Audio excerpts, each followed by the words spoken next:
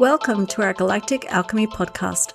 Whether we are exploring intuition, healing, or higher guidance, you are invited to tune in, not just with your ears, but with your heart and your energy. I'm Anita, and I work with soul-aligned leaders, visionaries, and healers to restore energetic coherence, awaken truth, and reconnect to the intelligence of the heart. I'm Azriena, and with my soul alchemy modality, I guide people in multidimensional soul integration, clearing timelines, transmuting distortions, and reclaiming their own unique soul gifts. This podcast is a space for deep connection, for attuned conversations that clear distortion, awaken soul gifts, and return us to the frequency of who we really are. Welcome, dear friends, to another episode of Galactic Alchemy. You know, Anita, these first few weeks of 2026 have already been quite stirring, haven't they? That fire horse energy feels like it's gathering momentum. There's heat beneath the surface, and at the same time, many of us are quietly realizing that we are carrying more than what feels sustainable. There's a kind of emotional saturation in the air right now, a kind of deep fatigue that sleep doesn't quite solve, a sense of over-responsibility dressed up very convincingly as love. It shows up in small, almost invisible moments, like being the first to sense tension in the room, holding everything together so no one else has to, then feeling that pang of guilt the second we even dare to think about our own needs. And what's interesting is that the skies and the cosmos are reflecting this so clearly. It's like the universe is handing us a gentle but firm nudge to start redefining boundaries with real courage. Saturn and Neptune have both moved into 0 degrees in Aries. This conjunction feels like a cosmic reset, perfect for planting seeds for a whole new chapter of identity and clarity. We've also got this powerful Aquarian stellium building. It's basically a rare pile-up of planets, Sun, Mercury, Venus, Mars, and Pluto, all hanging out in Aquarius. This is a high-energy event that emphasizes personal growth, including no more overextending or people-pleasing. And that solar eclipse on the 17th, it landed on Lunar New Year. It felt like a threshold moment, a cosmic clearing. And then, of course, we are now right in the eclipse corridor as Mercury is about to retrograde in Pisces. Look, we are no astrologers here, but all of this does feel and sound massive. So all of this to me weaves into one major theme: reinventing the self. A kind of point of no return for personal and collective identity, where outdated systems, habits, and ways we've conducted our lives with can now get dismantled, making way for a more authentic personal upgrade, where we are no longer leaking energy just to keep everyone else comfortable. It feels like the perfect backdrop for our conversation today on shifting from overfunctioning to overflow. And in many ways, this brings us back to something we touched in our very first episode, that quiet place inside. The stillness you feel when nothing needs managing, when nothing needs fixing, when your body is embracing for the next thing. That space is not far away. It's right here, waiting for us to rest into it again. Anita, would you guide us in a gentle drop-in? Just a minute to fully be in our bodies and in our energy fields before we continue. Thanks, Azriena. I'd love to. Let's all take a moment together. So wherever you're listening from, just drop your shoulders, soften your jaw, and allow your breath to deepen naturally. Take a slow inhale and imagine a warm, steadying golden light gathering right in the center of your chest. As you exhale, let your whole body know you don't have to hold anything for anyone right now. Just let go. Inhale again, and this time, letting the breath reach into the back of your heart, the places that tighten when we're bracing or anxiously anticipating what's coming next. And exhale, releasing the roles, the vigilance, the stored responsibility that was never yours to carry. One more inhale into your heart center. And on the exhale, surround yourself in a bubble of violet light. Imagine your energy field is settling gently around you, calming your nervous system and inviting you to choose harmony, to choose peace, to choose you. Feel your feet on the ground, feel your presence returning, and when you're ready, let's continue. Oh, Anita, that was so relaxing. I exceptionally love the line about not having to carry anything else for anyone at that moment. And I hope that our audience resonate with that and they're also able to just, take this time to drop in and feel no guilt about spending it on themselves. Beautiful. So let's begin right where so many of us have lived for so long. That quiet, unspoken role of being the emotional anchor in the room, without anyone ever asking us to take it on. You sense the shift in energy before words are even spoken, and your body just automatically adjusts to steady things. Then the moment a need of your own appears, the guilt rises, like you having a need is somehow letting everyone down. So have you noticed how, from the very beginning, some of us were quietly trained to hold that space long before we understood what it meant? As firstborn daughters, Anita, you and I, we know this one so deeply, don't we? We learned early that the family's peace often rested on our shoulders. Parentification, that single word captures it perfectly. So, for the benefit of our audience who may be unfamiliar with what this term means, parentification is a form of role reversal where a child is forced to take on the responsibilities of a parent or an adult within their family, acting as a caretaker, emotional support, or mediator. This developmentally inappropriate shift means the child's needs are ignored in favor of meeting the needs of the parents or the siblings. It's a little adult who steps in to soothe, who anticipates needs so no one else has to feel uncomfortable. Saying no or simply resting can feel like breaking an unspoken rule. That pattern wires itself deep into the nervous system. Hypervigilance keeping us scanning, trauma bonds that quietly turn love into usefulness, an identity built around being the strong one. For me, it looked like always anticipating, bracing, scanning the room for the next possible outburst, so I stay a few steps ahead to create a sense of safety and equilibrium for everyone. How about you, Anita? Azriena, I was listening to you and that was my childhood, that feels very, very real. And that's not criticizing anyone. That ability to walk into a room and to feel the emotions, read the energy. And you're a child and you're diagnosing, healing, cleaning, clearing, doing all these things that no one's asked you to do. But it's a survival response, actually. And the idea is that, if you can help the authority figures in your life feel calm, help their nervous systems to feel stable, you're going to be able to stay in the room and have some of your needs met. So everything that you're talking about here really resonates quite deeply with me.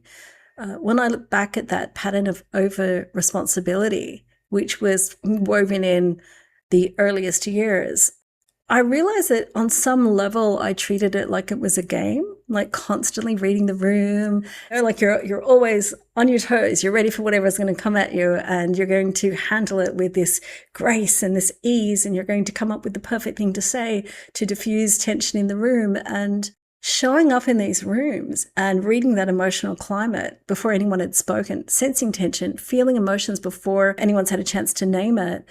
This is a skill set that later on in life, it makes you on point, and it makes you accurate, and it makes you detail oriented. And there's a lot of good things that come out of it. But on the flip side of that, if you don't learn to ground and deal with the weight of what you think you need to be doing at such a young age, the hypervigilance becomes so second nature that you're deploying that constantly. And then your nervous system becomes worn out. You're leaning into autoimmune, people pleasing, and all these other things. And honestly, it's only by going on the journey of recognizing how this showed up in my life and how it was impacting my life until I paused and realized if I wasn't clear about where I wanted to go next, I was going to keep wandering through the world doing this and not making the progress that I was looking for. So sometimes you have to pause and slow down and do that internal work so that you can then begin to move forward again. Because the nervous system learns this pattern and it becomes your default. I'll hold everything together. If I don't, it'll all fall apart. That leads to controlling behavior. At work, controlling behavior, is positive and a negative. It's positive because you will take the lead, you will make sure everything gets done, and you'll stay back and make sure that no stone is left unturned. However, on the flip side of that, controlling is controlling. You need to control every outcome, and you can't. And that can lead to the self-critic going into overdrive. You need to do this, you need to have that. We lean into perfectionism. Perfectionism is going to lead into some sort of procrastination or stagnation. I mean, we're not psychologists but we've lived it. And these words are not just textbook references. These are lived experiences for us. So when you asked me how I felt then, it was like needing to be a chameleon in every room you walked into. You had to adjust and adapt in every room. And on some level, the ego gets excited and says, look at me, I can walk into any room and I can show up and adapt. But the authentic self begins to knock at the door and say, hello, I'd like you to just be me. I'd like to just be me. I'm exhausted from adapting. I'm exhausted from showing up and being who these people need me to be. And if you could just give me a moment, I think we might have more fun. So I'm excited to hear your lived experience with regards to this. So Anita, when you mentioned about being the chameleon, at some point the authentic self is asking, right, when am I going to come out? So I feel that my authentic self was always the chameleon. That was all I've known. The fun one, the strong one, but also the easy one, doesn't always ask for anything.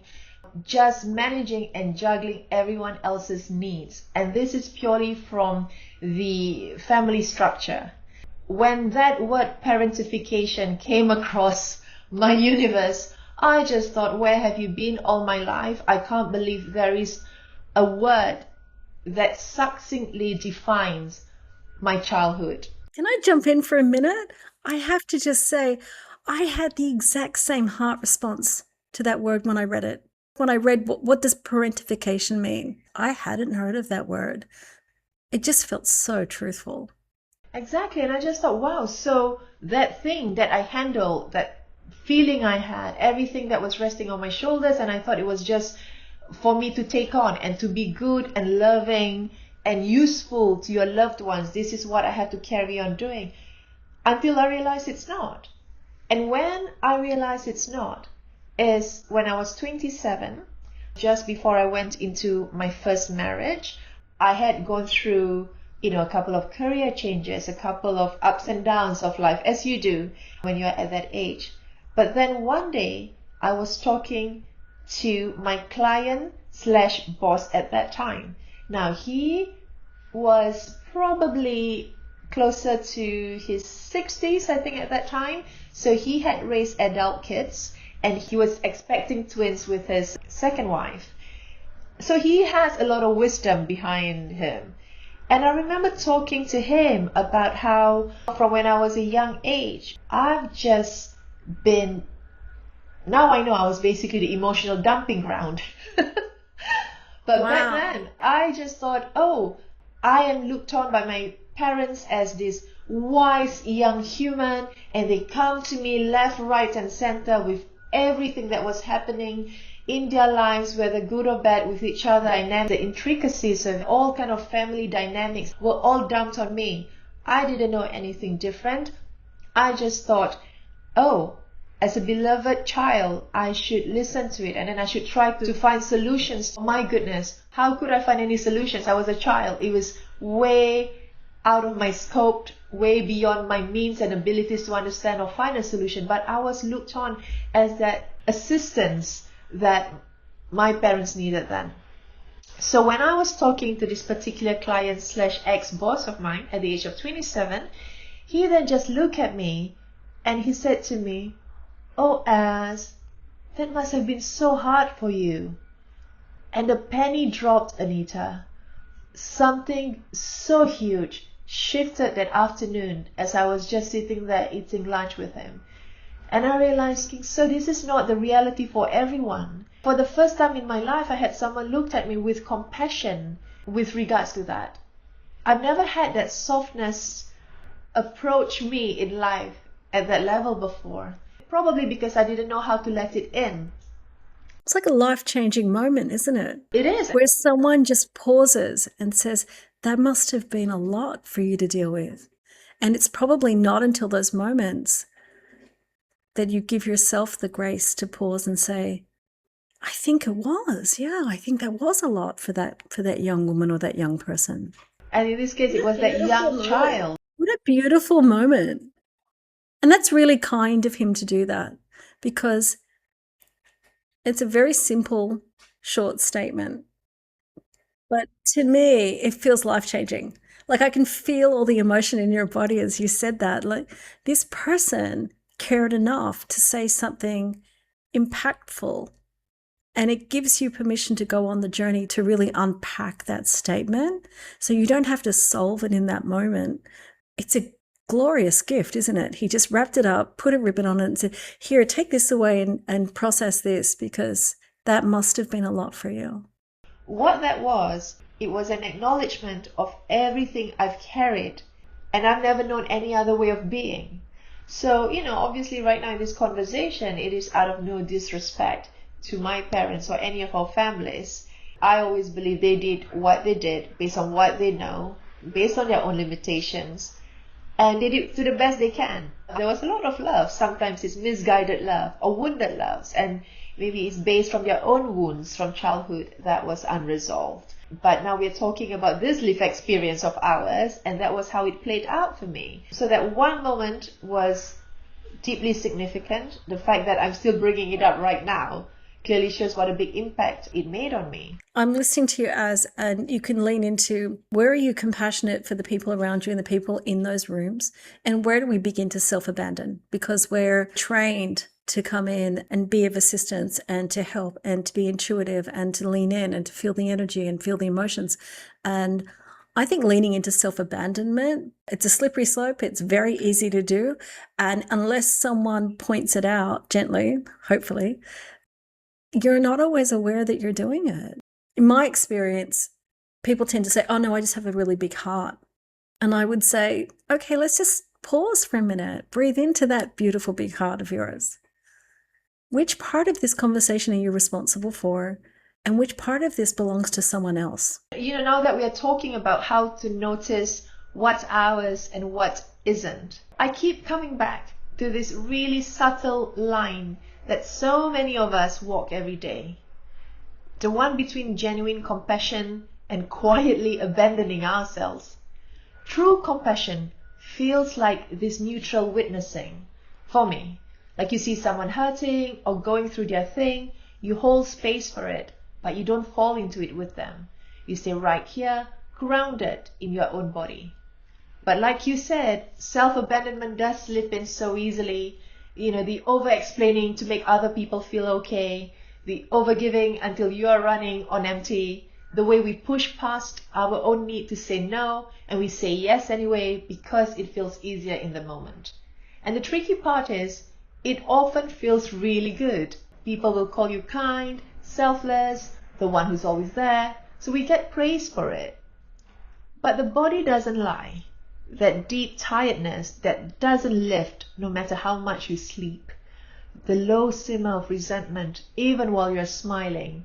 Intuition getting cloudy, and this slow, quiet fading of who you really are. That brings me to a time in my childhood as when the idea of being the person that your parents would lean on when they needed assistance was rewarded with praise. I remember being told, "You're doing a great job. You're so wise. The information you're sharing is really valuable. And we're now going to make decisions on the back of that." And they're decisions that you have no business making. You're way too young, and there shouldn't be that level of expectation. But the ego and the body and the heart want to be needed. They want to be safe, and they want to be validated. So it's easy to fall into the trap of wanting to show up for these people and give them whatever it is they need. And the more you do that, you create a niche for yourself within the family because you've now found a way to stay safe. If they need me, if what I'm saying is valuable, if it makes them feel better, if it soothes their nervous system, if I'm taking some of the responsibilities off their shoulders and I'm upholding whatever it is that they require, then I'm going to be able to stay here a little bit longer, and I'm going to make sure that I survive a little longer within this family, this tribe, this community. I think it's very difficult for young people who are exposed to this to be able to make a clear distinction about what is their responsibility and what isn't. So when you go off into the world in your 20s and you're in the 30s, there's a sense of wanting to be needed, wanting to be part of a team, and then overgiving, again, people pleasing. And you're on a treadmill. You're trapped within that treadmill. And at some point you'll be overloaded. And if you don't pause, then you don't give yourself a chance to start to put some boundaries into place and say, this is what's mine and this is what isn't. And I'm going to give myself permission to hand this responsibility that was never mine in the first place. When you start to hand responsibility back to people, I think it's interesting to see which people in your life start to push back on that. Which people are not enjoying your company anymore. And often you'll hear the phrase, "You've changed," or "I don't understand, you did it last time," or you'll hear frustration in their voice as they're dismayed because you're just not showing up in the way they need you to. My experience is there will be relationships that will come to an end. And if you can be gentle and kind to yourself, you'll let them end. Because when you let them end, you can now allow something new into your life. You'll create space for the new relationships that are really healthy. I wonder how many people listening to this are good at being able to say, that's enough now. That's not for me. And, we've heard that quote over and over, some people are here for a short time and some people are here for a long time. And sometimes it sounds a little bit trite because we want relationships and we want them to last forever. And we go into them thinking, oh, we're going to be friends forever. And you don't know that because as you both continue to evolve, you just may not be aligned anymore. And I think it's the kindest thing to give yourself permission to say, I had a great experience here, but we're no longer aligned. And I would love to just wish you all the best and to just walk away with a little peace in your heart and a little generosity in your spirit. And the knowing that you don't need to keep performing for everyone in your life. The body knows the difference between performing and authenticity. Compassion feels spacious. It allows both people to remain sovereign. Self-abandonment feels like an energy leak, a dissolving of your inner boundaries, the quiet shrinking of your own needs so someone else doesn't feel discomfort. I've spent a lifetime trying to manage comfort and discomfort of others, and it's exhausting, actually. And it's not my job. So Anita, when you were talking earlier about generosity of spirit, I feel a point that's important to emphasize is that it would benefit us to turn that generosity of spirit towards ourselves. So it's not always about externalizing it and over-functioning for all the situations we're juggling, for all the people we think we need to manage. Like, we need to turn the lens back to ourselves and ask, how can I be generous for myself? And I think that overflows into a space where, you know what, I'm just going to take these 30 minutes now to do nothing and not feel guilty about it. And then we want to learn, how can we do that without letting the software that's running in the background with the millions of tasks at hand from overriding our desire to just have that moment of rest for ourselves. So as I have a tool that I use with clients, in order to shift a pattern, we need to change the environment. So for the next 30 days, I need you to say no to anything that isn't a yes. So if you want to do it, it's a yes, I'm doing it. And if it's not said with that level of vigor, then it's a no. It is a fundamental, clear no. It's not a maybe. It's not a think about it. It's an absolute no. And for 30 days, I want you to practice saying no. And I want you to remember that every single time you say no, it gives another person a chance to say yes to them, another person to develop a closer bond with that person, to show up for them in a new way, another chance for them to expand their friendship group or their community. You saying no is not a rejection of them. It's a way of showing up for yourself and letting yourself know that you're valuable and that your time and energy, it's valuable. And if you're going to share it, you're going to be very deliberate about how you do that. At the end of 30 days, the change and transformation in the clients I've worked with has been profound. So that's a tool that I really love. I just would like to just see if I can get one more tool out of you, Anita. With regards to the over-functioning ones amongst us, I think it's fair to say that disappointing others is one of our greatest fear. Why do you think that? It feels like a life and death fear, doesn't it? You've just tapped into something. Honestly, I felt like I was in the jungle. It's life and death. Don't let me down. So why do you think it's such a heavy thing for us to carry? Oh, because it's the recognition as children that someone said that to us when we were really young, and we took it really seriously. And the weight of those words were too big for our tiny little shoulders. I think that's what happened. And I think if anyone's listening and they feel that weight, I would invite you now to imagine yourself just taking off a backpack. Take the weight off your shoulders, off your arms, like taking off a jacket. It's not or a coat. It's not your coat to wear. You're not responsible for everybody else's experience. You're not responsible for everybody else's happiness or joy. You are responsible for yours. And the amount of responsibility that are on your shoulders should be commensurate with the weight that you're willing to carry. And Anita, for some of us who, even after we take off the backpack and we left it on the floor, we take 5 steps ahead and then we turn back and we're like, oh, what's going to happen to the backpack? So here's a tool. This really works. Set an intention that just for today, I'm not going to pick that backpack up. I'm just not. And if I want to come back and pick it up tomorrow, I can. So I'm not abandoning all of the responsibilities that I've zipped into that bag. So, Anita, in all of your work with your clients, and maybe even for yourself, what is the one tool you reach for most when guilt starts to arise? Wow, that's such a great question. And as soon as you said it, the back of my heart started to hurt. Just a little bit. I was brought up Catholic. I always thought that the one gift a Catholic parent gave to their children was the gift of guilt, because the gift of guilt would allow you to manipulate and get people to do all kinds of things for you. So in my culture, guilt tripping is a specialty of parents. It's an art, isn't it? It's been finessed to a very high degree.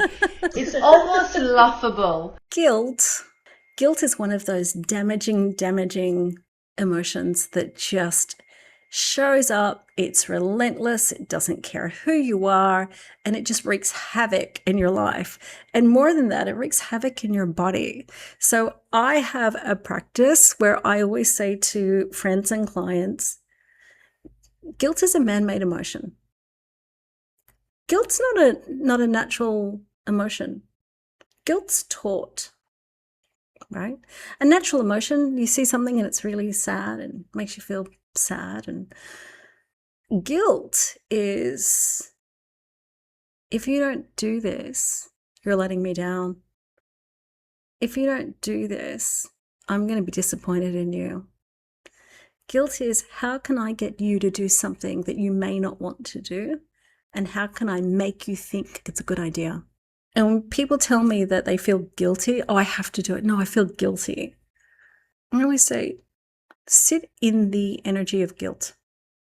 So let's sit in the energy of guilt for a minute. Something we promised to do, didn't do. What does it do? How does it show up in your body? Does it take your breath away? Do you hold your breath? Where does it hurt? Just do a quick body scan. What part of your body is responding to the word guilt? For me, I immediately think of fear. I'm putting my hands up like, oh, I don't want to be in trouble. Please don't hurt me. So let's sit with that for a second. I don't want to be in trouble. Please don't hurt me. If I don't do what you tell me to do, I'm going to be in a situation where I have no power. If I have no power,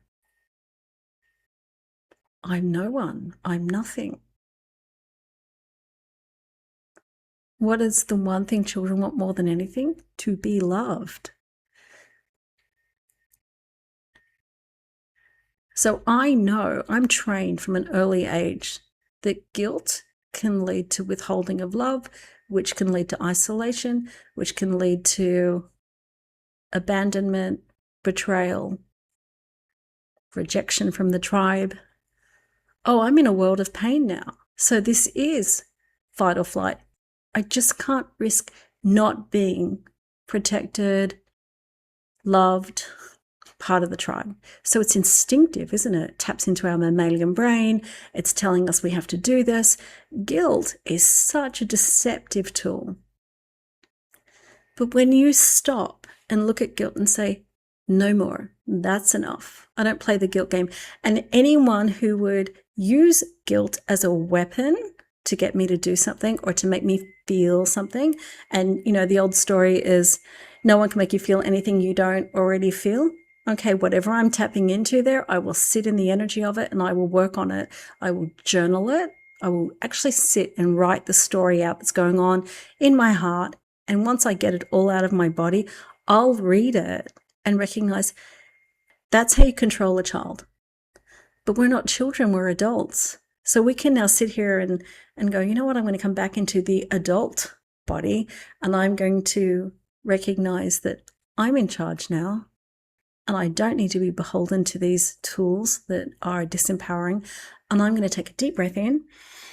I'm going to breathe out.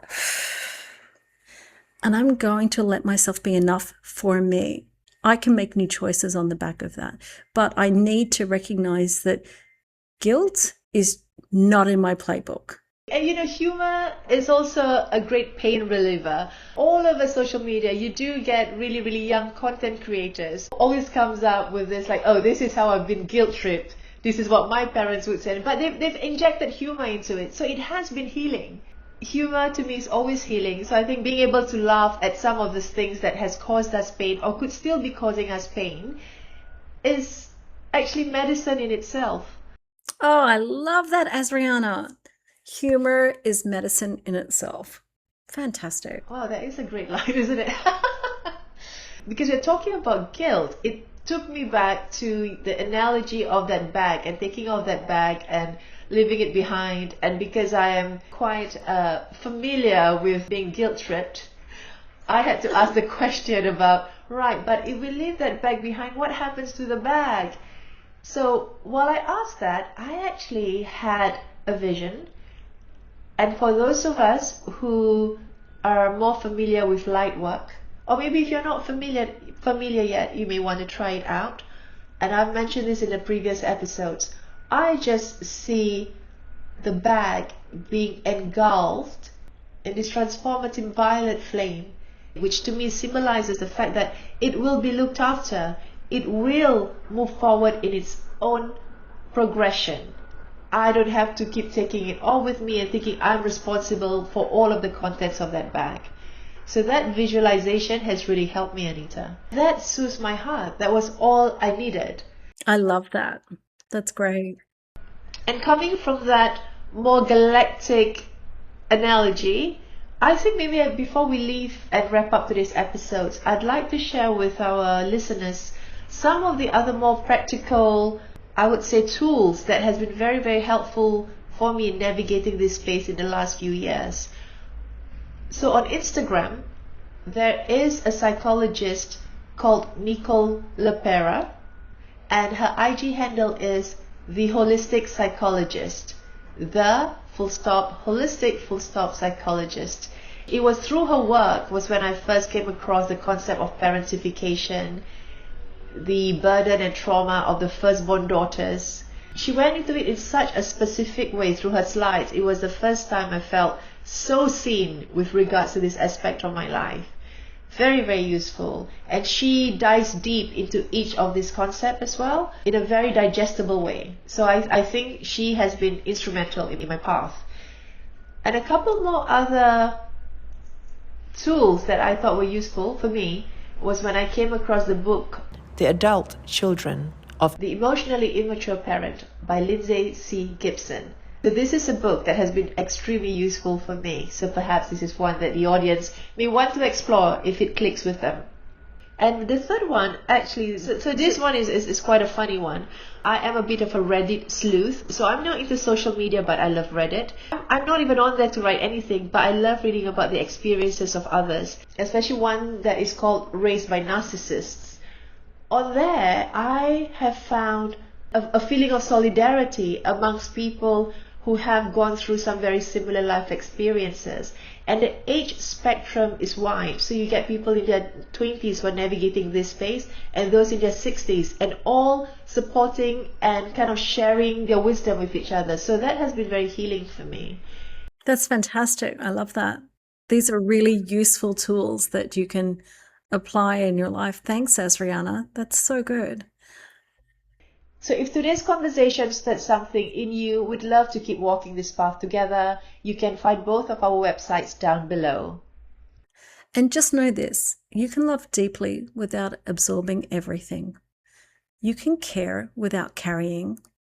Your energy is allowed to be yours again, steady, full, and spacious enough to overflow. You are allowed to care deeply without carrying it all. May your energy feel more yours today, steady, full, and free to overflow. We've traveled from the weight we've carried to the lightness we are remembering. Take a breath with us now. Feel your body settling, your field a little clearer. Thank you for being here with us. We'll meet you again soon.